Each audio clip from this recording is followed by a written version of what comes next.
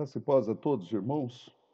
Nós tivemos um problema ontem para transmitir e por isso eu estou gravando aqui da minha casa a mensagem de ontem para que os irmãos possam acompanhar também. Eu sei que muitos estavam desejosos de participar do culto, mas foi um erro meu e eu pensei que estava transmitindo e não estava.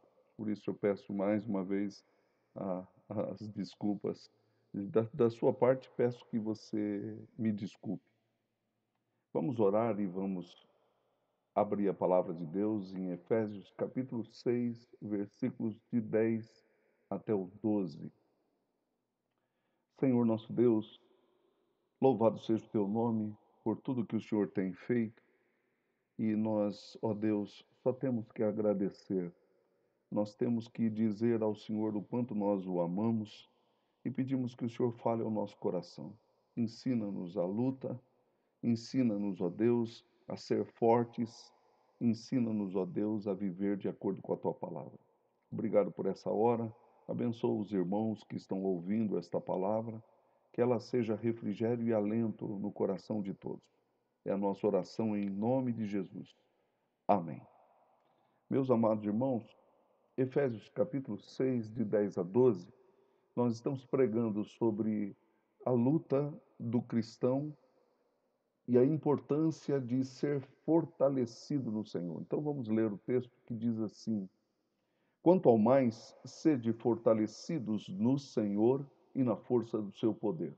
Revesti-vos de toda a armadura de Deus, para poderdes ficar firmes contra as ciladas do diabo.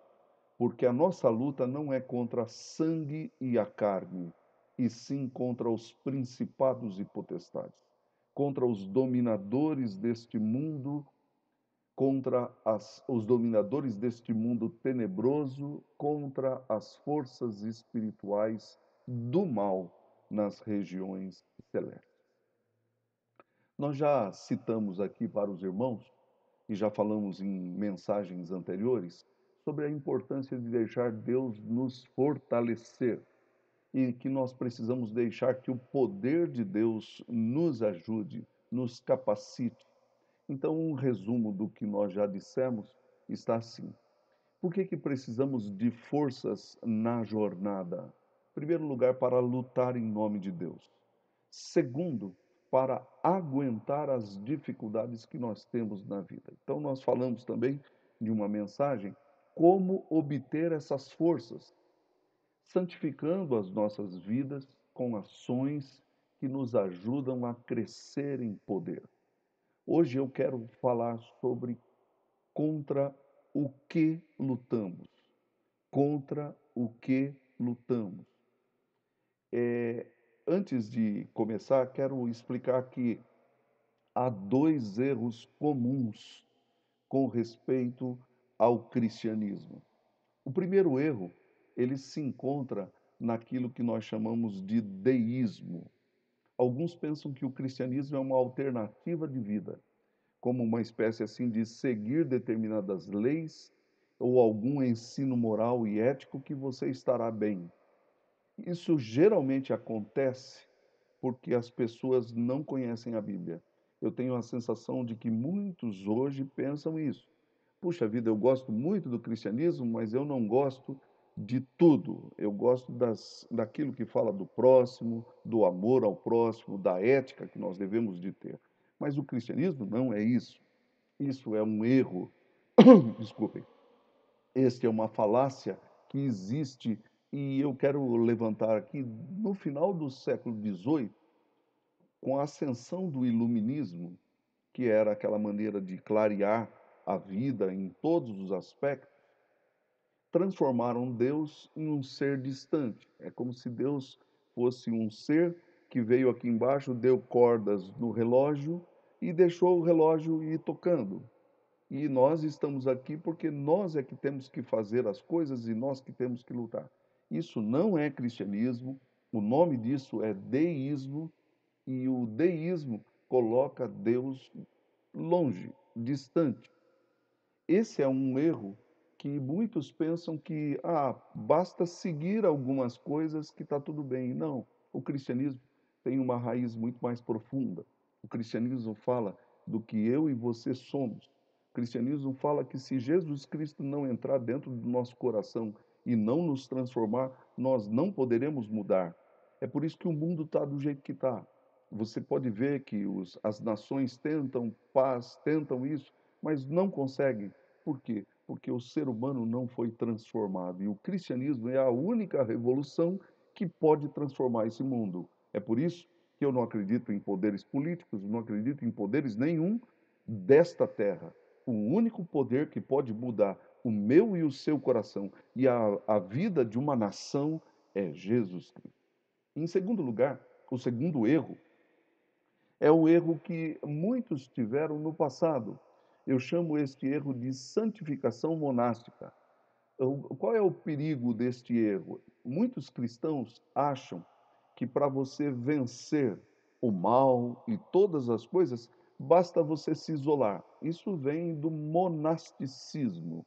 O monasticismo foi um movimento que surgiu dentro da Igreja Católica, ali por volta do século V, 480, 470, que com um homem chamado São Bento de Núrcia.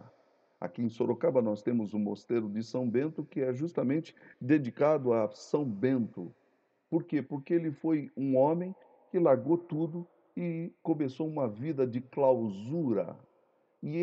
Qual é a ideia que está por detrás desta vida de clausura?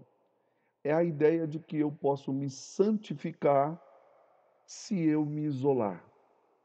Há um certo sentido de verdade nisso, mas isso não é toda a verdade. Nós vemos, por exemplo, Jesus, em alguns momentos, que ele estava isolado, orando, buscando a Deus, e isso nós devemos de fazer. Mas o próprio Jesus disse: Não peço que os tires do mundo, mas que os livres do mal. Então, nós estamos no mundo, e eu acredito que esse foi justamente o que Lutero procurou. Lutero, ele entrou para uma ordem monástica chamada os agostinianos, e eu quero lembrar aqui a todos vocês que ele tinha medo de Deus. Mas foi justamente lendo as Escrituras e percebendo que as Escrituras ensinavam que Deus perdoa os nossos pecados através do sacrifício de Cristo, que ele parou de viver uma vida monástica. E ele começou a se relacionar com pessoas até que ele se casou com uma esposa, uma mulher. Mas o que eu quero destacar aqui é que se eu me isolar, eu não estou me isolando do mal de mim e do meu inimigo. Então, muitas pessoas pensam assim que vamos viver somente na igreja que vai estar tudo bem. Não. O nosso inimigo vai lá na igreja, vai estar na clausura com qualquer freira ou padre ou qualquer um que seja monástico, eremita, que vive nas cavernas, né? Eu li sobre um certo eremita que ele, Santo Antão, ele é ali do século VI, que ele ficou muitos anos em cima de uma pedra, fazendo penitência, não comia, e com isso ele tentava vencer Satanás. Mas eu quero dizer que esse é o segundo erro. O primeiro, achar que Deus está longe, e o segundo erro, que eu creio que é o erro monástico, de você pensar que se isolando, você está livre do mal e livre de todas as coisas. É preciso tomar cuidado com esses dois erros. Jesus disse assim: Estas coisas vos tenho dito para que tenhais paz em mim. No mundo, quando vocês estiverem no mundo, passais por aflições, mas tende bom ânimo, eu venci o mundo. Se Jesus venceu, nós somos também capazes de vencer todas as lutas e aflições que está no mundo, e nós precisamos vencer isso. O que eu estou dizendo é que você pode se isolar, mas o inimigo irá onde você está. E se você não sabe quem ele é, você lutará contra as coisas erradas. Então aí vem a pergunta: contra o que lutamos? Ou contra quem lutamos? O apóstolo Paulo nos induz a pensar que estamos em luta. Nós já falamos na mensagem passada que o apóstolo Paulo diz que nós devemos de nos encher do Espírito para enfrentar problemas da nossa família, enfrentar problemas no nosso trabalho, os problemas com os nossos filhos, os problemas que são recorrentes aonde nós estivermos. Mas ele está aqui dizendo que nós precisamos de forças porque nós estamos em luta constante. E aqui cabe mais uma vez, reiterar de que o cristão que não sabe que está em luta, ele não sabe o que está fazendo. E muitas das vezes eu creio que aqui poderia solucionar o problema de muitas pessoas, porque elas às vezes estão lutando com as coisas erradas ou contra as coisas erradas. O verso 10 nos mostra que nós devemos de ser fortalecidos do Senhor e da força do seu poder. E quando nós olhamos para os versículos 11 e 12, nós temos aí o alerta para nos revestirmos, para ficar firmes contra o nosso inimigo, as ciladas do nosso inimigo. E aí ele faz a advertência com uma oração, dizendo: porque a nossa luta não é contra o sangue e a carne, e sim contra os principados e potestades. Todos os problemas das nações do mundo estão contidas aqui. Todas as guerras, todas as brigas, todos os atos de estupro, todas as canalices, todas as maldades estão contidas aqui dentro deste verso. Por quê? Porque muitas das vezes nós estamos lutando com inimigos errados. É por isso que muitas pessoas são derrotadas, porque não sabem a natureza do inimigo. O mundo, ele não entende isso, mas o apóstolo Tiago, ele nos dá uma dica, mostrando para nós, no capítulo 4, versos de 1 a 3, ele diz assim: de onde que procedem guerras e contendas que há entre vós? De onde, senão dos prazeres que militam na vossa carne? Cobiçais e nada tendes, matais e invejais e nada podeis obter. Viveis a lutar e a fazer guerras. Nada tendes porque não pedis. Pedis e não recebeis, porque pedis mal para esbanjardes em vossos prazeres. O que Tiago está dizendo é da onde que vem toda a maldade. A nossa carne que é dominada pelo príncipe da potestade do ar, o espírito que agora atua nos filhos da desobediência. O apóstolo Paulo, ao falar sobre isso, ele nos mostra aqui um soldado. E eu estava lendo sobre este assunto e eu estava lembrando de alguns filmes que eu vi que você já deve ter visto quando uma bomba explode perto de um soldado, ele perde a consciência, ou ele fica surdo e não escuta mais nada. Eu quero dizer que eu acredito que há muitos cristãos em nossos dias que não sabem nem o que estão fazendo. Eles não sabem nem para onde estão lutando e nem para onde estão indo. Então eles falam em Deus, eles usam Jesus Cristo, mas eles não sabem o que estão fazendo. E o apóstolo Paulo nos mostra aqui que há muitas pessoas que não se engajaram na luta do evangelho.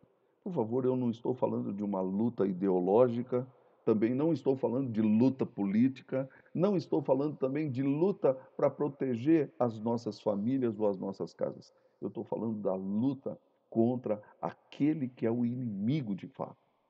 Às vezes as pessoas transformam inimigos que não são inimigos em inimigos, se é que você me entende. Por isso, será que você não está assim hoje, como alguém que está aturdido de tantas bombas que estão explodindo ao seu redor e você não sabe contra quem você está lutando? Você não sabe nem que está numa batalha. Você não sabe o que aconteceu, está surdo. Eu acredito que muitas pessoas, por causa das batalhas e das lutas, desistiram e disseram assim: eu não quero mais saber. É o fato, por exemplo, de muitas pessoas terem saído de igrejas. São chamados de desigrejados. Esses desigrejados são pessoas que se decepcionaram com a batalha e jogaram a toalha e disseram assim: eu não quero mais saber. Por quê? Porque eu vou viver a minha vida. Eu não aguento mais. Eu tenho amigos assim, e falo com tristeza que muitos dos meus amigos que estavam firmes no Senhor, hoje estão completamente distantes, aturdidos e talvez inconscientes do que estavam fazendo. Isso é muito perigoso, porque uma das coisas que Satanás tenta fazer com a igreja, ele anda em derredor de nós, procurando a quem possa tragar. Ele sabe que batalhas são coisas terríveis. Há um episódio nas Crônicas de Nárnia, no Leão, a Feiticeira e o Guarda-Roupa, se você não assistiu, assista, que aparece lá o Santa Claus, que é o Papai Noel, né? E eu achei até interessante porque, em vez dele trazer brinquedos para os dois filhos de Adão e as duas filhas de Eva, né? Ele traz armas. E aí eu falei assim, mas por que isso?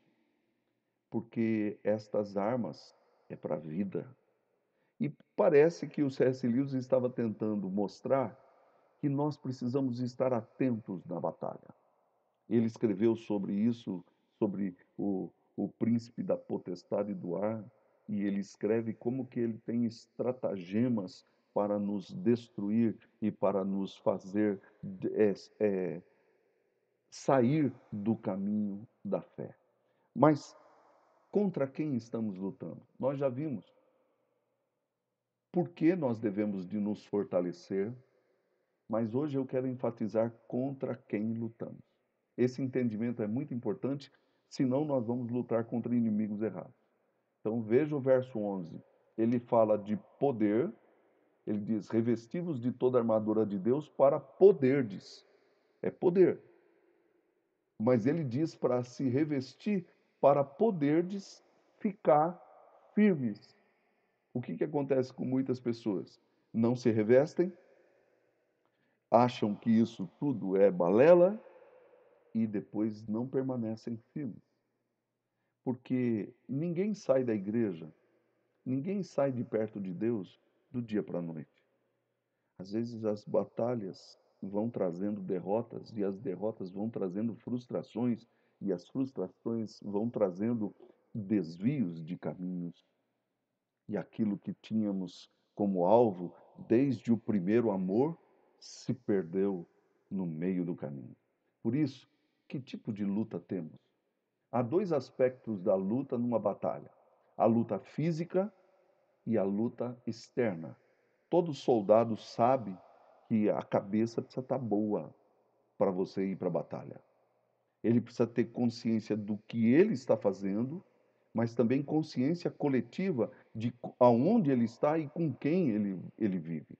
E nesse sentido, meus amados irmãos, o apóstolo Paulo nos mostra que nós temos que lutar individualmente. Eu luto todos os dias. Alguns dizem assim: eu mato um leão por dia, porque é uma luta isso.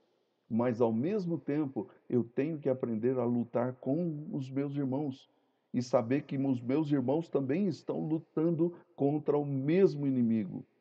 E isso nos ajuda a focar, a entender que o nosso Deus nos dá forças para a gente se revestir para ficar firmes contra as ciladas do diabo. Mas contra quem? Como disse, é um erro confundir o inimigo com outras coisas. E aqui o apóstolo Paulo usa dois termos, um positivo e um negativo. Eu vou começar pelo negativo. A nossa luta não é contra determinadas coisas. Se você olhar o verso 12, diz assim: porque a nossa luta não é contra. E aqui eu quero destacar que há 5 contras do texto. Primeiro contra, eu quero que você conte comigo aí, revestivos de toda a armadura de Deus para ficar firmes contra as ciladas do diabo. Primeiro. Depois, porque a nossa luta não é contra. 2, o sangue e a carne, e sim contra. 3, principados e potestades e contra os dominadores deste mundo tenebroso. E 5, contra as forças espirituais do mal nas regiões celestes. Primeiro, o que não é inimigo? Essa é a minha posição agora. o que não é inimigo nosso, inimigo seu, inimigo meu. Em primeiro lugar, a nossa luta não é contra sangue e carne. A palavra sangue e carne tem uma conotação sempre de humanidade. E aqui o apóstolo Paulo está usando aqui a ideia de que você não está lutando contra pessoas. Nós não estamos lutando uns contra os outros. E esse é um erro fatal, porque muitos irmãos, ao brigarem em igrejas, ao brigar em lugares, ao brigar na família, ao brigar com a esposa, ao brigar com os filhos, pensam que estão lutando contra pessoas. Não. A nossa luta não é contra pessoas. A nossa luta não é nem contra nós mesmos. A nossa luta, ela tem um outro foco. É o que está por detrás daquele conflito e daquele problema. Nós, em aconselhamento pastoral, nós usamos um termo que a gente precisa isolar o problema. E quando um casal está brigando, qual é o problema? Se você olhar de forma simples, você vai dizer, o problema é ele ou o problema é ela. Não, é o que está por detrás deles. E existe um inimigo por detrás das pessoas. Filhos, esposa, esposo, pais, nem mesmo a gente poderia pensar na família maior, avô, tio, irmão e assim, as pessoas nos seus níveis. Não, o problema não são eles, é o que está por detrás deles. É isso que Paulo está dizendo. A nossa luta não é contra sangue e carne. A gente poderia pensar que a nossa luta é na igreja. Nós vamos à igreja para lutar contra, e às vezes tem uma oposição ao pastor, uma oposição ao presbítero, uma oposição ao diácono, uma oposição entre irmãos na igreja, e a luta é entre pessoas. Não, não é contra carne e sangue. O campo religioso, diz o apóstolo, também não é o fundamento da luta que nós temos.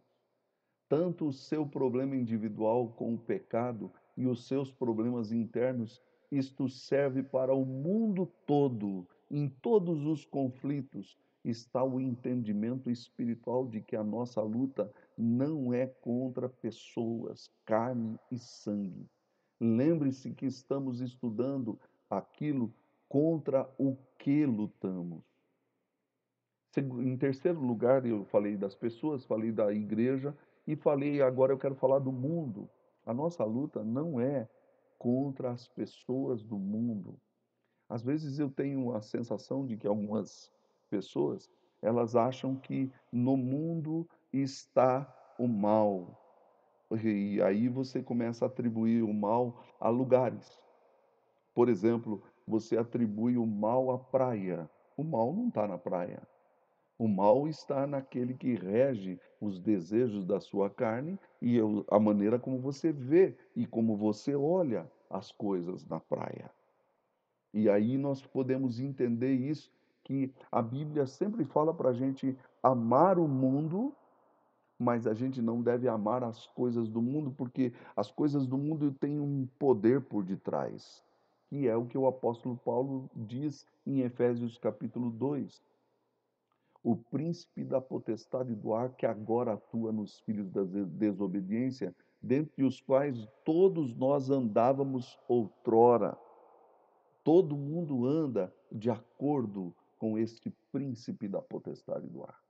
Um exemplo que eu quero trazer aqui para vocês é de que, se nós olharmos os nossos jornais, as nossas novelas, elas dizem assim: olha, se eliminarmos certas pessoas, se eliminarmos certos políticos, se eliminarmos certos religiosos, o Brasil vai dar certo e seremos todos felizes.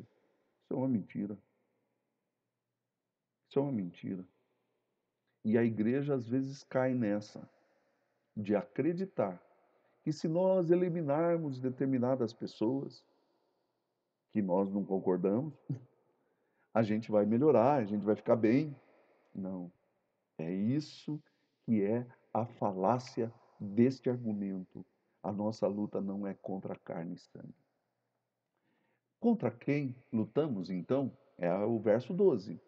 Porque a nossa luta não é contra carne e sangue, e sim contra principados e potestades, contra os dominadores deste mundo tenebroso, contra as forças espirituais do mal nas regiões celestes. Então, eu tenho duas proposições aqui. A primeira é que a nossa luta é contra o diabo, versículo 11. Revestivos de toda a armadura de Deus para poderdes ficar firmes contra as ciladas do diabo. Aqui está declarado de maneira positiva. Eu falei da negativa, agora estou falando da positiva. De que a nossa luta é contra o diabo. A palavra diabolos, ela significa acusador. E por isso essa palavra é usada, às vezes, até para pessoas. Ah, ele está sendo um diabo na vida do outro porque ele está sendo usado por Satanás para apontar os erros dos outros e ficar falando da vida dos outros e ficar falando do erro e das coisas que os outros fazem. Por isso, estratégias do diabo, se você olhar aí a palavra ciladas do diabo. As ciladas do diabo é ele que arma determinadas coisas para que nós possamos cair. Então a nossa luta não é contra pessoas. A nossa luta é contra Satanás, contra o diabo.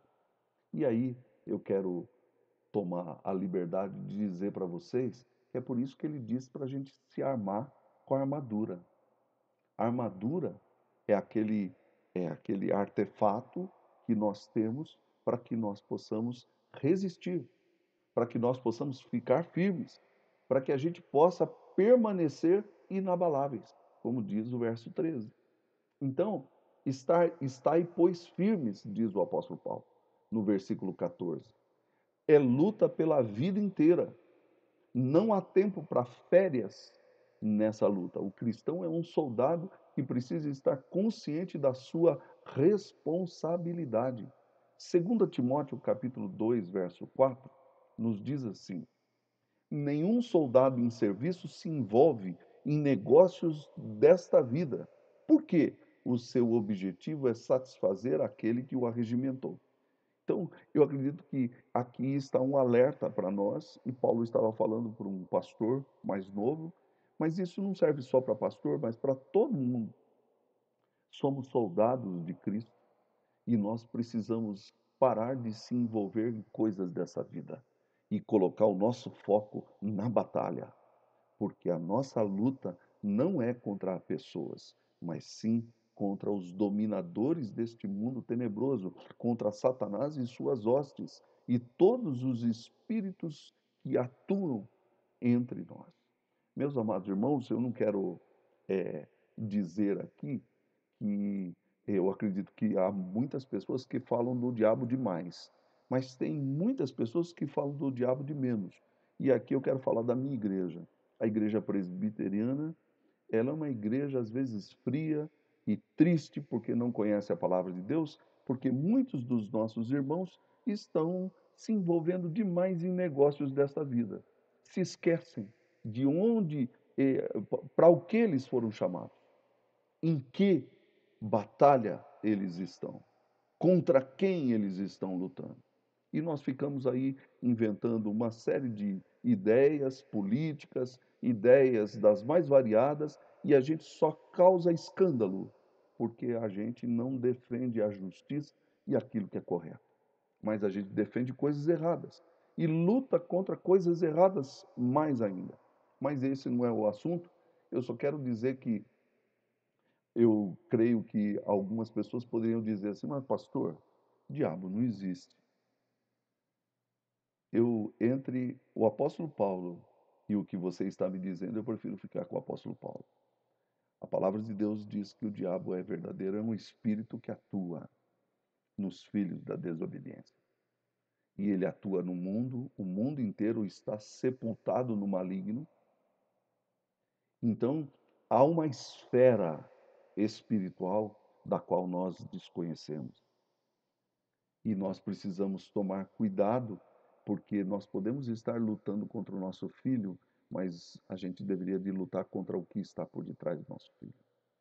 A gente está lutando por causa de algum problema interno, um pecado interno, mas a gente deveria de estar lutando contra quem está soprando essas coisas dentro de nós. Eu não estou dizendo que é o diabo que faz o pecado em mim e nem em você, mas ele sopra. E nós precisamos estar atentos quanto a isso, estar vigilantes quanto a isso. Em segundo lugar, há uma esfera espiritual que não vemos. O verso 12 nos mostra que o apóstolo Paulo diz que a nossa luta não é contra sangue e carne, e sim contra principados e potestades. Aí ele completa: contra os dominadores deste mundo tenebroso. Existem forças espirituais que nós desconhecemos, mas nós devemos de lutar contra elas porque elas existem. E posso entender que um ateu não creia que o diabo existe. Porque ele não crê em Deus, por que vai crer num diabo? Agora, um cristão que diz que crê no Espírito Santo, no poder de Deus e nas coisas de Deus e diz que o diabo não existe, aí é incompreensível. Aqui está uma doutrina que está embutida neste texto, que é a doutrina da autoridade da Escritura Sagrada. Você crê que a Bíblia é a palavra de Deus para nós? Porque se ela é palavra de Deus, a autoridade de Deus para nós, então nós devemos de crer neste texto da palavra de Deus. E nesse sentido, meus amados irmãos, se fortalecer contra esses inimigos que estão nas regiões celestiais. Aplicando isso, todas as brigas da sua casa têm um poder por detrás. Não se iluda. Ah, pastor, mas na minha casa não entra nada disso. É você que pensa. Você está enganado. Todos os problemas que você tem com o pecado têm um poder por detrás. E é por isso que Cristo veio para lutar e para nos libertar das obras do diabo. Há muitos que dizem: "Ah, eu não creio em tudo da Bíblia, eu creio só em algumas coisas". E aí eu quero perguntar para você, será que você é um cristão verdadeiro ou uma cristã verdadeira? Porque crer em determinadas coisas e não crer em outras pode ser um perigo. Aí eu seleciono o que eu gosto e o que eu quero. Mas a palavra de Deus nos ensina que Satanás é vivo e verdadeiro e real. Eu quero terminar minha mensagem perguntando por que Jesus veio, nasceu, viveu e morreu. Não foi para vencer aquele que é o dominador da sua vida, da minha vida e deste mundo tenebroso? Olha o que diz primeira epístola de João, capítulo 5, os versículos 18 e 19. Sabemos que todo aquele que é nascido de Deus não vive no estado de pecado. Antes, aquele que nasceu de Deus, Deus o guarda e o maligno não lhe toca. Sabemos que somos de Deus e que o mundo inteiro jaz no maligno. Quando a Bíblia fala que o maligno não lhe toca, o maligno não nos toca porque nós estamos protegidos por Deus, mas a influência dele e o poder dele ainda estão presentes no planeta Terra. Por isso que essa realidade que eu me atrevo a dizer a você é a cruz de Jesus Cristo. A cruz do Calvário nos mostra que Deus, quando Cristo morreu na cruz, ele venceu os principados e potestades. Colossenses 2,15 diz assim: e despojando, tirando todo o poder dos principados e das potestades, publicamente os expôs ao desprezo, triunfando deles lá na cruz. Esse é o nosso Senhor e é por causa dele que nós somos vitoriosos, mas nós estamos ainda lutando. A nossa luta não findou-se e a nossa vida ainda não acabou. Nós temos ainda que lutar até o último dia da nossa vida. Nossa luta não é contra pessoas, nem contra a igreja ou contra o mundo. Quando você vê brigas na igreja, você pode ter certeza que Satanás está entre nós. Mas contra o diabo, os poderes da potestade do ar, Alguém pode dizer, ah, mas isso é deprimente. Como diz o Martin Lloyd Jones, isso pode ser deprimente para você, mas para mim é um consolo. Eu sei contra quem estou lutando e eu sei em quem tenho crido, porque Deus é poderoso para vencer Satanás. E foi quando Jesus estava sozinho que Satanás se apresentou diante dele para tentá-lo. E Jesus venceu Satanás e Satanás se retirou até tempo oportuno. E às vezes, quando nós lutamos contra Satanás, nós devemos de usar a palavra de Deus e o escudo da fé, e depois nós vamos ver a armadura toda aqui. Mas esse é um ensino confortador, que nós temos uma visão correta do mundo espiritual que está ao nosso redor. Tudo o que está acontecendo no Brasil tem poderes espirituais por detrás. Eu não quero ser místico demais, mas eu quero que você saiba que a única forma de lutar contra isso é com a bandeira do Evangelho, com a espada da palavra de Deus, com o escudo da fé, com a couraça da justiça, com o capacete da salvação e com as sandálias do Evangelho nos pés.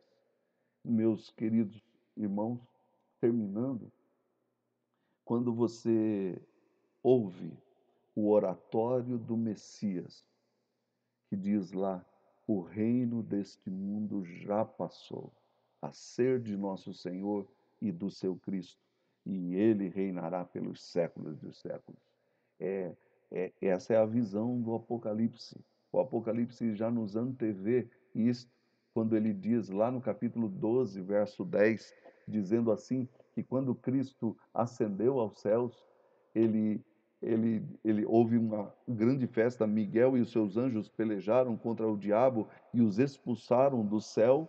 O texto diz, então ouvi grande voz do céu proclamando, agora veio a salvação, o poder, o reino de nosso Deus e a autoridade do seu Cristo, pois foi expulso o acusador, o diabo de nossos irmãos, o mesmo que os acusa de dia e de noite diante do nosso Deus. Eles, pois, o venceram por causa do sangue de Cristo, do Cordeiro, e por causa da palavra do testemunho que deram. E mesmo em face à morte, na luta, não amaram a própria vida. Por isso, festejai, ó céus, e vós os que nele habitais. Ai da terra e do mar, pois o diabo, o acusador, desceu até vós cheio de grande cólera, sabendo que pouco tempo lhe resta. Nós sabemos que a vitória já nos foi dada. Então, lute contra o inimigo de Deus e todas as hostes espirituais do mal em oração, com a palavra de Deus e com as armas. Por isso a palavra nos recomenda revestivos para que vocês possam ficar firmes contra as ciladas do diabo. Que festejemos com os céus a nossa batalha que já foi vencida pelo nosso Deus. Que Deus nos abençoe e que toda a glória seja dada ao nome do Senhor. Vamos orar. Obrigado, Senhor, por esta hora. Fala ao teu povo e liberta aqueles que precisam. Traz o Evangelho ao nosso coração com poder, para que nós possamos lutar contra o nosso inimigo, ou contra todos os nossos inimigos, Senhor, os verdadeiros, e que nós não lutemos em vão, mas que lutemos em nome de Jesus. É em nome dele que nós oramos e agradecemos. Amém. Boa noite a todos, fiquem com Deus e que a paz do Senhor esteja com todos os irmãos. Amém.